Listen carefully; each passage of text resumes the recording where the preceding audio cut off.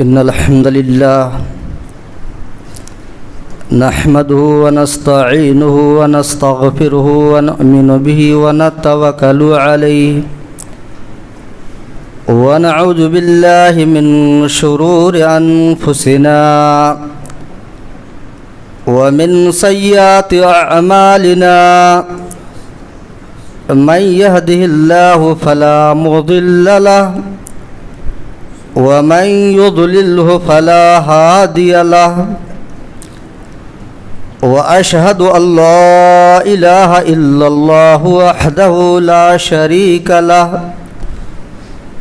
وأشهد أن محمدا عبده ورسوله وبعد فإن خير الحديث كتاب الله وخير الهدي هدي محمد صلى الله عليه وسلم وشر الأمور محدثاتها وكل محدثة بدعة وكل بدعة ضلالة وكل ضلالة في النار. أعوذ بالله من الشيطان الرجيم. بسم الله الرحمن الرحيم. يا أيها الذين آمنوا اتقوا الله حق تقاته ولا تموتن إلا وأنتم مسلمون. يا أيها الناس اتقوا ربكم الذي خلقكم من نفس واحدة وخلق منها زوجها وبث منهما رجالا كثيرا ونساء واتقوا الله الذي تساءلون به والأرحام إن الله كان عليكم رقيبا.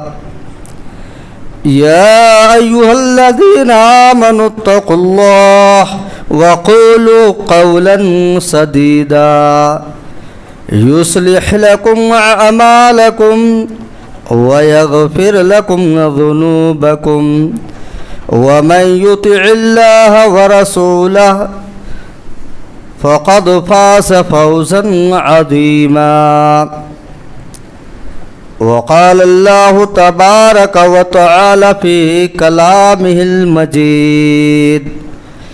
أعوذ بالله من الشيطان الرجيم. بسم الله الرحمن الرحيم. إن عدة الشهور عند الله 12 شهرا في كتاب الله يوم خلق السماوات والأرض. وقال النبي صلى الله عليه وسلم من أحدث في أمرنا هذا ما ليس منه فهو رد. رب اشرح لي صدري ويسر لي أمري واحلل عقدة من لساني يفقه قولي رب زدني علما. معزز مصلیان کرام، حاضرین جمعہ، بزرگان دین و ملت، پردہ نشین ماں اور بہنیں، مختصر سی خطبہ مسنونہ کے بعد ہر قسم کی تعریفیں، حمد و ثنا، بڑائی و بزرگی اللہ رب العالمین کے لیے لائق اور سزاوار ہے. بعدہ انگنت بے شمار لا تعداد درود و سلام نازل ہو اللہ کے بھیجے ہوئے تمام کے تمام انبیاء و رسول پر، بالخصوص نبیوں کے، رسولوں کے آخری کڑی امام الانبیاء خاتم النبیین सैयदुल मुरसलीन, शाफिउल मुज़नबीन, इमाम हौज़ कौसर जनाब मुहम्मद मुस्तफ़ा सल्लल्लाहु अलैहि वसल्लम पर और तमाम के तमाम सहाबाए किराम, अइम्माए इज़ाम और उलमाए बरहक पर अल्लाह रब्बुल आलमीन की रहमतें और बरकतें नाज़िल हो। मेरे भाइयों, हम और आप जिस महीने से गुज़र रहे हैं, ये महीना अरबी महीनों के हिसाब से रजब का महीना है। रजब तरजीब से बना है, जिसके माना क्या होते हैं? ताज़ीम के। अल्लाह ने साल में 12 महीने बनाए हैं, उनमें से 4 महीने को अल्लाह ने इज़्ज़त व हुर्मत वाला महीना करार दिया है। अल्लाह रब्बुल आलमीन का इरशाद है, इन्ना इद्दतश-शुहूर इंदल्लाह, कि यकीनन अल्लाह के नज़दीक महीनों की तादाद साल भर में कितने हैं? 12 है। और ये कब से है? यौम खलक़स समावाति वल अर्द, उसी दिन से है जिस दिन अल्लाह ने ज़मीन और आसमान को पैदा किया। मेरे भाइयों गौर कीजिए, साल में 12 महीने बनाने वाला कौन है? रब्बुल आलमीन है। और साल के 12 महीनों में से 4 महीने ऐसे हैं जिनको अल्लाह ने हुर्मत, इज़्ज़त और तक़द्दुस वाला करार दिया गया है। बुखारी शरीफ की रिवायत है, सलासतुन मुतवालियात, 3 महीने जो है वो क्या है? लगातार है। ज़िक़अदा, ज़ुल्हिज्जा, मुहर्रम, और 1 महीना क्या? ये रजब। ये 4 महीने हुर्मत और आदाब के हैं। इन महीनों के अंदर दुश्मनाने इस्लाम से लड़ाई झगड़ा करने की ममानियत है। मुसलमान इब्तिदा नहीं कर सकते हैं, लेकिन हाँ, अगर कुफार पहल कर दे, मुसलमानों पर यलगार करे, तो फिर मुसलमानों के लिए इजाज़त है कि आप दुश्मन का मुंह तोड़ जवाब दे सकते हैं, लेकिन आप इब्तिदा नहीं कर सकते हैं। आप अपनी तरफ से जंग की शुरुआत नहीं कर सकते इन महीनों में। दूसरी बात यह है कि इन महीनों में मासी के, गुनाह के नुकसानात दिगर महीनों के मुकाबले में ज़्यादा बढ़ जाता है। क्यों? इसलिए कि अल्लाह ने इन 4 महीनों को खुसूसियत के साथ हुर्मत वाला महीना करार दिया है कि इंसान ठहरे रहे, मुकीम रहे, अल्लाह और उनके रसूल के बताए हुए तरीक़े के मुताबिक चले और गुनाहों से इज्तनाब करे, गुनाहों से बचे। तो यहाँ से ये बात अच्छी तरीके से सामने आ गई कि साल में कितने महीने होते हैं? 12 महीने। और ये महीना रजब का है, और रजब के माना क्या होते हैं? ताज़ीम के, हुर्मत वाले महीने हैं। अब आगे चलते हैं।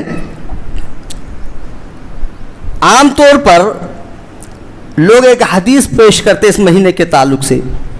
वो हदीस क्या है? कहते हैं, अल्लाहुम्मा बारिक लना फी शअबान व रमज़ान व बल्लिगना रमज़ान। यह हदीस पेश करते हैं। इसका तर्जुमा थोड़ा देख लें। ए अल्लाह, तो रजब और शाबान में बरकत दे दे। रजब के महीने में इनको बरकत नहीं चाहिए, रजब के महीने में और शाबान में चाहिए। उनसे पहले जो 7-8 महीने गुजर गए ना, इन लोगों को बरकत नहीं चाहिए, अल्लाह की रहमत नहीं चाहिए। इसलिए खास करके क्या करें? अल्लाहुम्मा बारिक लना फी रजब व शाबान, कि ए अल्लाह, तो रजब में और शाबान में बरकत नाजिल कर दे। वबल्लिगना फी रमज़ान, और रमज़ान के आने तक तो मुझे ज़िंदा रख ताकि मैं रमज़ान तक पहुंच जाऊं। इस रिवायत को पेश किया जाता है जो असल में अल्लाह के नबी सल्लल्लाहु अलैहि वसल्लम से साबित ही नहीं है। بیہقی کے حوالے سے پیش کیا جاتا ہے، زیاد نمیری حدیث کے راوی ہیں، اور امام بخاری رحمۃ اللہ علیہ اس راوی پر جرح کرتے ہیں، ھذا منکر الحدیث۔ امام بخاری کیا کہتے ہیں کہ یہ منکر الحدیث ہے۔ امام نسائی رحمۃ اللہ علیہ کہتے ہیں لا یحتج بہ، کہ جس حدیث کی سند میں زیادہ نمیری ہو جائے اس حدیث سے دلیل نہیں پکڑی جائے گی۔ اور محدث عصر شیخ علامہ ناصر الدین البانی رحمۃ اللہ علیہ نے اس روایت کو، اس حدیث کو ضعیف جدا قرار دیا ہے۔ پتہ کیا چلا کہ اس روایت کی کوئی اصلیت نہیں ہے اور یہ روایت بے بنیاد ہے، اور اللہ کے نیکوکار جو فہم رکھتے ہیں، سمجھ رکھتے ہیں، وہ دعا کیا کرتے ہیں، اے اللہ تو نے ہمیں زندگی جتنی بھی عطا کی ہے، اے اللہ تو ہماری زندگی میں برکت دے دی۔ ہاں البتہ سلف صالح سے بات منقول ہے کہ جب رمضان ختم ہو جاتا، 2-4 مہینے ہو جاتے، تو وہ دعا کرتے کہ اے اللہ مجھے رمضان تک زندہ رکھنا تاکہ میں رمضان میں زیادہ سے زیادہ صدقات و خیرات کر سکوں، زیادہ سے زیادہ نوافل کا اہتمام کر سکوں، اور فرض روزے کا اہتمام کر سکوں، اور جو فضائل اور مناقب تو نے رمضان کے مہینے میں رکھا میں اسے لطف اندوز ہو سکوں۔ اس طریقے سے آدمی دعا کر سکتا ہے، ممانعت نہیں، لیکن خاص کر کے یہ کہنا اے اللہ رجب اور شعبان میں برکت نازل کر، اس طریقے سے نبی کریم صلی اللہ علیہ وسلم سے کوئی چیز ثابت نہیں ہے۔ آگے چلتے ہیں۔ یہ رجب کا مہینہ ہے، بہت سارے لوگ اس مہینے کے اندر بدعات و خرافات کو پیدا کر چکے ہیں، اور بدعات و خرافات کو منسوب سلف صالح اور بعض بدعاتوں کو اللہ کے نبی کی طرف منسوب کرتے ہیں۔ سب سے پہلے آئیے ہم دیکھتے ہیں کہ یہ بدعت کیا چیز ہے۔ کہیں ایسا نہ ہو کہ میں خطبہ دے کر اتر جاؤں اور آپ لوگ کو یہ سمجھ میں نہ آئے کہ بدعت ہے کیا چیز۔ یہ بدعت کیا ہے؟ بدعت بدعا سے بنا ہے، جس کے معنی ہوتے ہیں کسی سابقہ مثال کے بغیر کسی چیز کا وجود میں لانا۔ اللہ رب العالمین نے سورہ توبہ کے اندر بیان کیا ہے، بدیع السماوات والارض۔ اللہ رب العالمین نے آسمانوں کو اور زمین کو بغیر کسی سابقہ مثال کے پیدا کیا ہے۔ میرے بھائیو، آسمان و زمین کے پیدائش سے پہلے زمین و آسمان کی مثال دی جا سکتی تھی؟ ہرگز نہیں۔ تو اللہ نے زمین و آسمان کو کسی سابقہ مثال کے بغیر پیدا کیا۔ فَإِذَا قَضَىٰ أَمْرًا، اللہ رب العالمین جب کسی چیز کے تخلیق کا عزم کر لیتا ہے، فیصلہ کر لیتا ہے، کن فیکون، تو اللہ کیا کہہ دیتا ہے، ہو جا تو وہ ہو جاتا ہے۔ تو پتہ کیا چلا بدعت کی لغوی تعریف کیا ہے؟ کسی چیز کا عدم سے وجود میں سابقہ مثال کے بغیر لانا، یہ بدعت کی لغوی تعریف ہے۔ اصطلاحی تعریف کیا ہے؟ لا اصل له شیء فی الشرع، کوئی ایسا کام اسلام میں بیان کرنا، اسلام میں عمل کرنا، اسلام کی طرف منسوب کرنا، جس کام کی کوئی اصلیت اسلام میں نہ ہو، قرآن اور حدیث میں نہ ہو، وہ چیز کیا ہے؟ بدعت ہے۔ بات کو سمجھ میں آ رہی ہے نا کہ بدعت اصطلاح میں کس کو کہتے ہیں کہ جس کام کے کرنے میں قرآن اور احادیث مبارکہ سے، صحابہ کرام سے کوئی ثبوت نہ ہو، اس کام کو کیا کہا جاتا ہے؟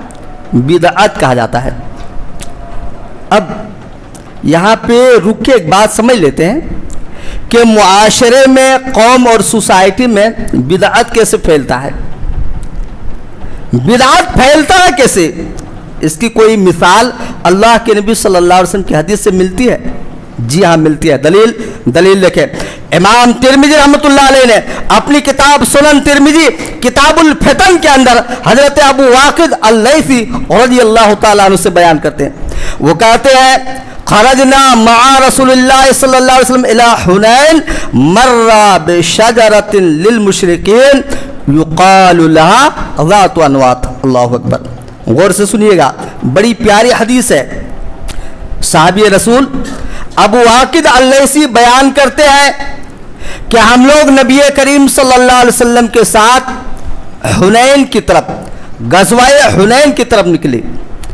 راستے میں جب ہم لوگ کا گزر ہونے لگا تو ایک درخت کے پاس سے ہوا, جو بیری کا درخت تھا. مشرکین نے اس کا نام کیا رکھا تھا؟ ذات انواط. حدیث کے الفاظ ہیں یعلقون علیہا اسلحتہم. مشرکین مکہ جب اس درخت کے پاس سے گزرتے تو کیا کرتے؟ تبرکن وہاں پہ ٹھہر جاتے, اس درخت کے نیچے آرام فرماتے اور اپنے ہتھیار وغیرہ کو درخت کی ٹہنیوں میں, شاخوں میں لٹکا دیا کرتے تھے. اعتکاف اس درخت کے پاس کیا کرتے تھے. جب صحابہ کرام نے مشرکوں کا یہ عمل دیکھا تو ان کو بڑا تعجب ہوا اور بڑا اچھا لگا. مشرکوں کا یہ عمل اچھا لگ گیا ان کو. آج کے دور میں ہم کہتے ہیں نا بھائی, ارے فلانے یہ کام کیا بڑا اچھا کام ہے. ہم شریعت کو نہیں دیکھتے, لوگوں کے کام کو دیکھتے ہیں. اسی طریقے سے صحابہ کرام نے کیا کیا؟ مشرکوں کے عمل کو دیکھا اور دیکھنے کے بعد کیا سوال کر بیٹھے؟ یا رسول اللہ اجعل لنا ذات انواط کما لهم ذات انواط. اے اللہ کے نبی صلی اللہ علیہ وسلم, ہم لوگوں کے لیے بھی ایک ذات انواط متعین کر دیجئے. ہم لوگوں کے لیے بھی ایک درختوں کو خاص کر دیجئے, جیسے ان مشرکوں کے لیے ایک درخت خاص ہے. جیسے یہ لوگ درخت کے نیچے آرام کرتے ہیں, سال میں ایک مرتبہ اس درخت کا طواف کرتے ہیں, اس درخت پر اپنے تلواروں کو لٹکاتے ہیں, ہم بھی ویسا ہی کریں گے. اللہ کے نبی جناب محمد رسول اللہ صلی اللہ علیہ وسلم نے جب صحابہ کرام کے زبان سے بات سنی تو کیا کہا؟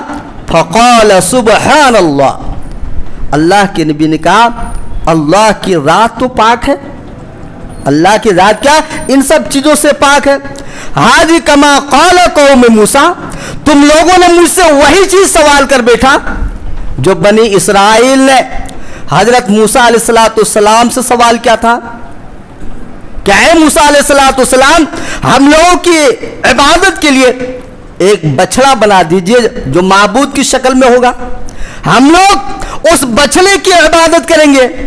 اور ہوا بھی ایسا. ایک مرتبہ موسیٰ علیہ السلام باہر گئے ہوئے تھے. بنی اسرائیل کے مابین کون تھے؟ موسیٰ علیہ السلام کے بھائی حضرت ہارون علیہ السلام. سامری نے چاندی تانبے وغیرہ کو پتلا کر ایک بچڑا بنا بھی دیا تھا جس کے بنی اسرائیل پوجا بھی کرنے لگے تھے.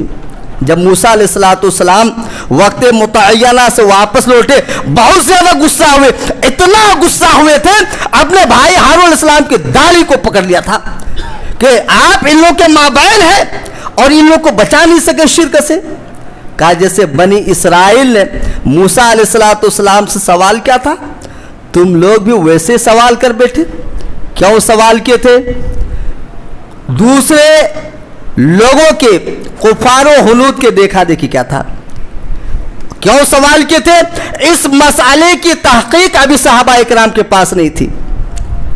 آگے اللہ کے نبی صلی اللہ علیہ وسلم نے کہا ہادی کما قال قوم موسیٰ اجعل لنا الہا کما لهم آلہہ فقال والذی نفسی بیدی, قسم ہے اس ذات پاک کی جس کے قبضہ قدرت میں جناب محمد رسول اللہ صلی اللہ علیہ وسلم کی جان ہے, لَتَرْكَبُنَّ سُنَّةَ مَنْ كَانَ قَبْلَكُمْ, کہ تم لوگ اپنے سے اگلے لوگوں کے یہود و نصارہ کے پیروی ضرور بضرور کرو گے. میرے بھائیو, آج کے دور میں یہ حدیث بالکل فٹ ہو رہا ہے. آپ دیکھ لیں, مسلمان احکام اسلام کو بھلا بیٹھے ہیں, مسلمان سنتوں سے دور ہوتے جا رہے ہیں, شریعت سے دور ہوتے جا رہے ہیں, اور طرح طرح کے بدعات و خرافات کے اندر مبتلا ہو رہے ہیں۔ حضرت ارباد بن ساریہ رضی اللہ تعالیٰ عنہ کی مشہور روایت ہے، اللہ کے نبی صلی اللہ علیہ وسلم نے ارشاد فرمایا انہ من یعش منکم فسیری اختلافا کثیرا، کہ جو لوگ میرے بعد زندہ رہیں گے وہ سن لیں کہ وہ اپنی حیات ہی میں بہت سارے اختلافات کو دیکھیں گے۔ علیکم بسنتی وسنت الخلفاء الراشدین والمہدیین، لہذا جب لوگ بہت سارے اختلافات کو دیکھنے لگے تو اس وقت جو لوگ مومن ہوں گے ان کو کیا کرنا چاہیے کہ وہ نبی کی سنتوں کو مضبوطی سے تھام لیں، ہدایت یافتہ صحابہ کرام کی سنتوں کو مضبوطی سے تھام لیں، عضوا علیہا بالنواجذ، اور مضبوط دانتوں سے اس کو تھام لیں اور کبھی ان سے باہر نہ نکلیں۔ کیوں؟ فإن كل محدثۃ بدعہ، کہ جتنی بھی نئی نئی چیز پائی جائے گی وہ کیا ہوں گے؟ بدعت ہوگی، اسلام کے اندر اس کا وجود نہیں ہوگا۔ تو اس حدیث مبارکہ کے اندر اللہ کے نبی صلی اللہ علیہ وسلم نے اختلافات سے بچنے، سنتوں کی اتباع اور پیروی کرنے، اور بدعات کی جرم کا بیان کیا ہے کہ بدعت کیا ہے؟ یہ انسان کو جہنم میں لے جانے والی ہے۔ فَإِنَّ كُلَّ مُحْدَثَةٍ بِدْعَةٍ وَكُلَّ بِدْعَةٍ ضَلَالَةٍ، سن لو جتنی بھی بدعتیں ہیں تمام کے تمام بدعتیں کیا ہیں؟ گمراہی ہے۔ وَكُلَّ ضَلَالَةٍ فِي النَّارِ، اور یہ بدعتیں کہاں لے جاتے ہیں؟ انسان کو جہنم میں لے کے جاتی ہیں۔ تو میرے بھائیو اس حدیث پاک پر غور کریں گے تو بہت ساری باتیں سامنے آتی ہیں جو ہمیں اور آپ کو دھیان سے سننا ہے کہ بدعتوں سے اجتناب بہت ضروری ہے، اور اسلام میں ہر وہ کام جس کا ثبوت کتاب و سنت میں نہ ہو وہ کیا ہے؟ بدعت ہے۔ اور جو بھی کام بدعت ہو اس کے تعلق سے اللہ کے نبی کی حدیث بخاری و مسلم کے اندر موجود ہے، من احدث ھذا ما لیس منہ فہو رد، اگر کوئی آدمی اسلام میں ایسا کام ایجاد کرے جن کا ثبوت کتاب و سنت میں نہ ہو وہ کیا؟ مردود ہے، وہ باطل ہے، اللہ کے یہاں قابل قبول نہیں ہے۔ یہ بدعت کا مہینہ ہے میرے بھائیو، یہ رجب کا مہینہ ہے، اور اگر یوں کہہ دیا جائے کچھ لوگوں کے اعتبار سے کہ بدعت کا مہینہ ہے تو یہ بات ضائع نہیں ہوگی، اس لیے کہ اس مہینے کے اندر اتنی بدعتیں ایجاد کر لی لوگوں نے، اتنی بدعتیں ایجاد کر لی کہ سنت سے کوشوں دور ہو گیا ہے۔ میرے بھائیو آپ لوگ جانتے ہوں گے 1 رجب کا روزہ رکھنا، 22 رجب کو کونڈے منانا، اور یہ کہنا کہ اسلام میں ان باتوں کا ثبوت ہے۔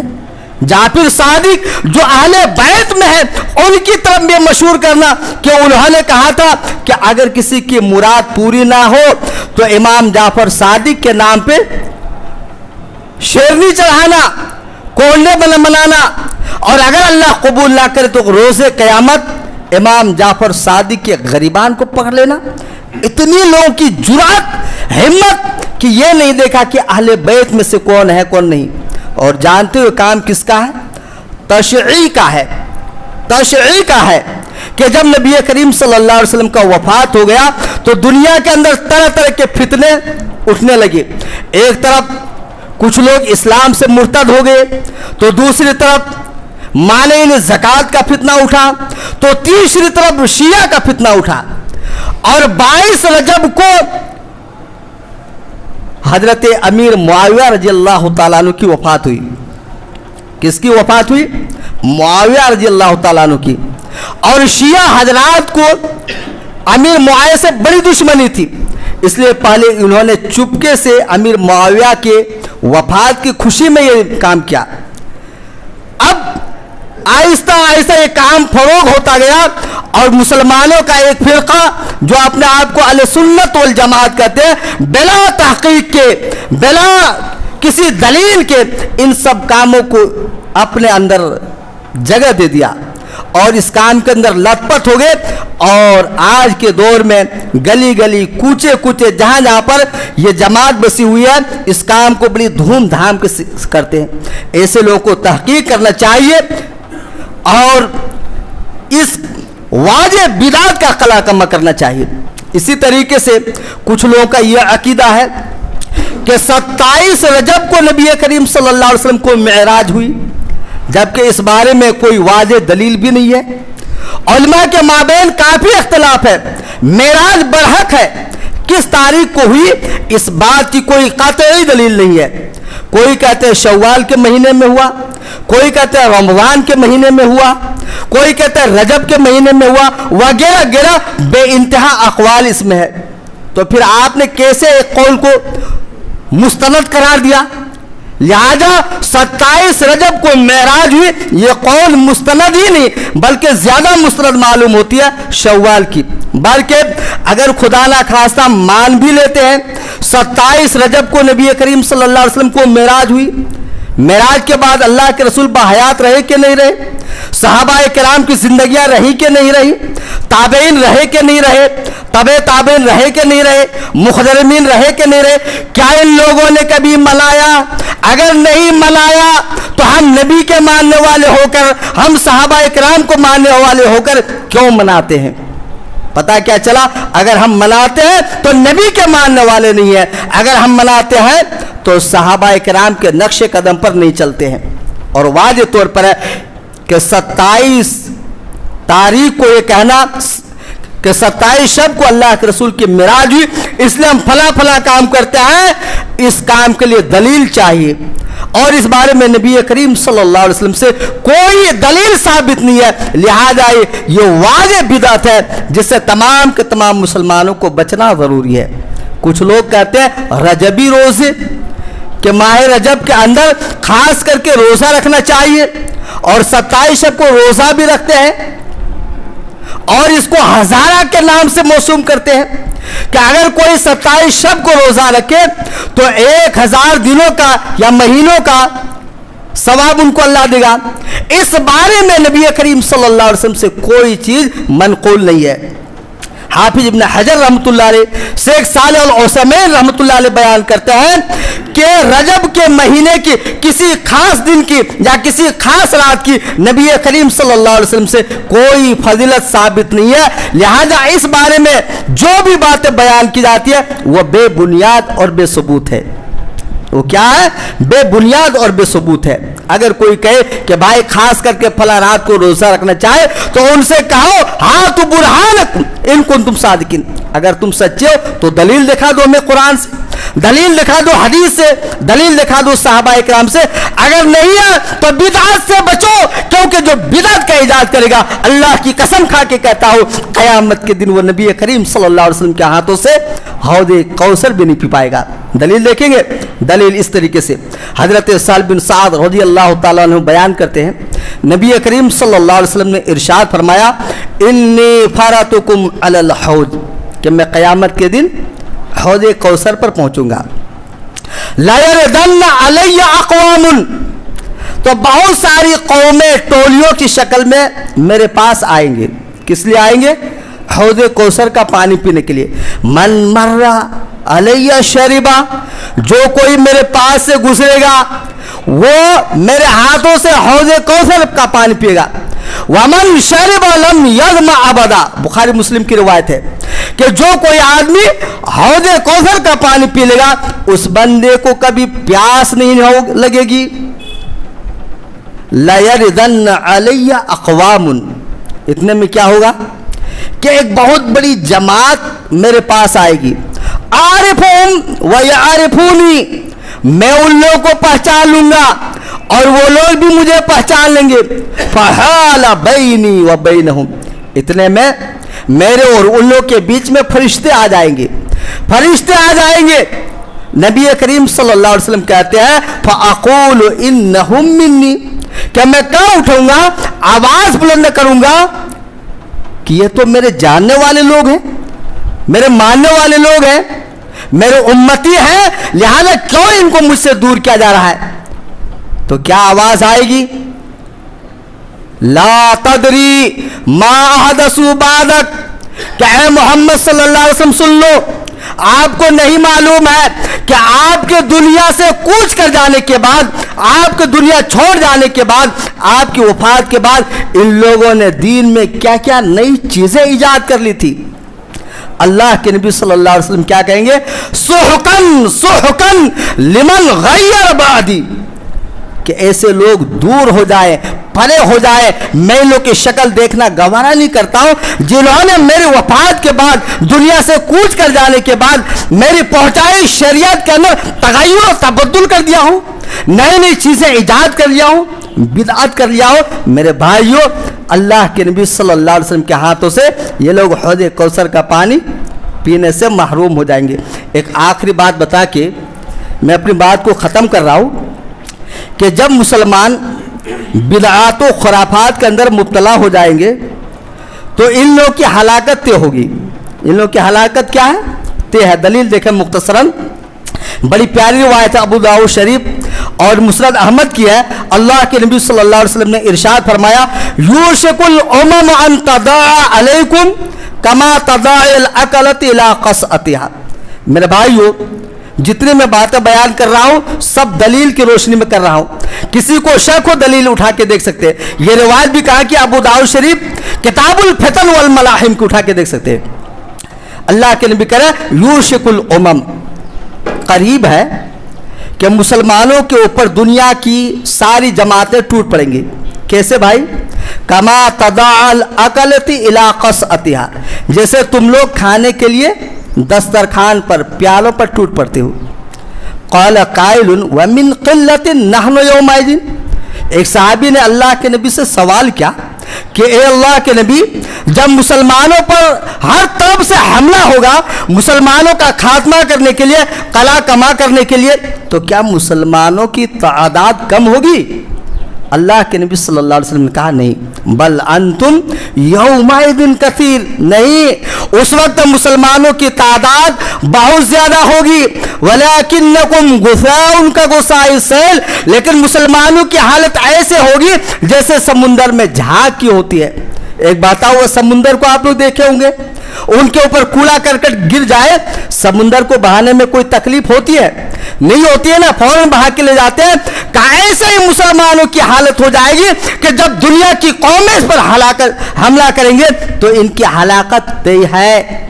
آگے اللہ کے نبی صلی اللہ علیہ وسلم نے ارشاد فرمایا کہ یہ قوم جو ہوگی نا، جو دنیا کے اندر غالب تھی، مسلمانوں کا نام تھا، مسلمانوں کا شہرت تھا، مسلمانوں کی جب چرچا ہوتا تھا، بڑے بڑوں کی پھٹ جایا کرتی تھی، کہا جب مسلمانوں کی حالت اتنی کمزور ہو جائے گی تو دشمنوں کے دلوں کے اندر مسلمانوں کا جو رعب ہونا چاہیے، جو خوف پہلے سے ہوگا، وہ نکل جائے گا۔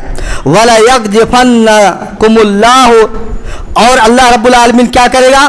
تمہارے اندر وَلَا يَقْذِفَنَّ فِي قُلُوبِكُمُ الْوَهْنَ، تمہارے دلوں کے اندر وہن کو ڈال دے گا۔ قَالَ قَائِلٌ يَا رَسُولَ اللَّهِ وَمَا الْوَهْنُ، ایک صحابی نے اللہ کے نبی سے پوچھا، اے اللہ کے نبی وہن کیا چیز ہے؟ اللہ کے نبی صلی اللہ علیہ وسلم نے کہا، حب الدنیا وکراہیت الموت، وہن یہ ہے کہ انسان دنیا سے بے انتہا محبت کرنے لگے اور آخرت کو بھول جائے۔ میرے بھائیو، یہ دونوں چیزوں پر انسان کو غور کرنا چاہے۔ جب جب انسان دنیا سے بے انتہا محبت کرتے ہیں تو ان کے اندر طرح طرح کی برائیاں سامنے آتی ہیں، اور بعض لوگ تو ایسے ہیں، میں نے اپنے کانوں سے سنا۔ ایک مرتبہ میں وجے واڑہ کے اندر تھا، یہی رجب کا مہینہ تھا، میں نے کہا بھائی کونڈا تو یہ حرام ہے، کہا مولوی صاحب کم سے کم ایک وقت کا کھانا تو مل جا رہا ہے اس کے بہانے۔ میرے بھائیو، اللہ کے نیکوکار بندے وہ ہوتے ہیں کہ مر جانا بھوکے گوارا کر لیتا ہے، لیکن حرام کا لقمہ حلق سے نیچے جانے دینا گوارا نہیں کرتا ہے۔ تو میرے بھائیو یقین جانو، مسلمانوں کی تعداد اگرچہ بہت زیادہ ہو، لیکن مسلمان بدعات کے اندر، خرافات کے اندر مبتلا ہو جائیں، توحید کو چھوڑ دیں، تو پھر مسلمانوں کی ہلاکت طے ہے، کیونکہ اسلام اور مسلمانوں کی غلبے کی راز کثرت تعدد نہیں بلکہ توحید ہے۔ صحابہ کرام کم تھے، پوری دنیا کے اندر اس کا غلبہ تھا، کیوں؟ وہ توحید پر تھے، وہ اسلام پر تھے۔ آج ہم بڑے کثیر تعداد میں ہیں، ہم اسلام پر نہیں ہیں، ہم مظلوم ہیں، ہم ستائے جا رہے ہیں, ہماری ماں اور بہنوں کی عزتوں کو تار تار کیا جا رہا ہے, ہمیں مولی اور گاجر کی طرح کاٹا جا رہا ہے, ہمارے عبادت خانوں کو مسمار کر دیا جا رہا ہے. ہم کیا کر پا رہے ہیں؟ اگر ایک بازار میں 100 مسلمان ہیں, کوئی ایک لفنگا کسی مسلمان کو چھیڑنے لگے, 99 مسلمانوں کی یہ ہمت نہیں ہوتی ہے کہ چوراہے میں کھڑا ہو کر کے مسلمانوں کی حمایت میں حق کے لیے آواز اٹھائیں. آج اتنا بھی ہمارے اندر نہیں رہا. کیوں؟ اس لیے کہ آج آخرت سے محبت ہمیں نہیں ہے, ماؤں سے محبت نہیں ہے, ماؤں سے ہم نفرت کرنے لگے ہیں اور دنیا سے محبت کرنے لگے ہیں. میرے بھائیو, دعا کرو, دعا کے ساتھ کوشش بھی کرو کہ دنیا چند دنوں کی ہے. ہم اس دنیا کے اندر اپنے دامن سے قریب بدعات و خرافات کو نہیں آنے دیں گے اور نہ ہی دنیا میں محبت کو آنے دیں گے. ہم تو جئیں گے تو اللہ کے لیے اور مریں گے بھی تو اللہ کے لیے. آخر میں پروردگار عالم سے دعا گو بال ہم جمی مسلمانوں کو تو کتاب و سنت پر عمل کرنے کی توفیق عنایت فرما. الہ العالمین, جن جن ممالک میں مسلمانوں کو ستایا جا رہا ہے, الہ العالمین تو مسلمانوں کے جان و مال عزت کی حفاظت فرما. الہ العالمین مسلمانوں کے اندر تو اتحاد و اتفاق کو پیدا فرما. الہ العالمین جب تک تو مسلمانوں کو زندہ رکھ, حالت ایمان اور اسلام پر زندہ رکھ. الہ العالمین جب مسلمانوں کا خاتمہ ہو تو آخری وقت میں تو زبان پر لا الہ الا اللہ محمد رسول اللہ کو رواں دوں اور جاری فرما دے. الہ العالمین اس کلمے کی بدولت, توحید کی بدولت تو مسلمانوں کا ٹھکانہ جنت الفردوس میں بنا. آمین. تقبل یا رب العالمین.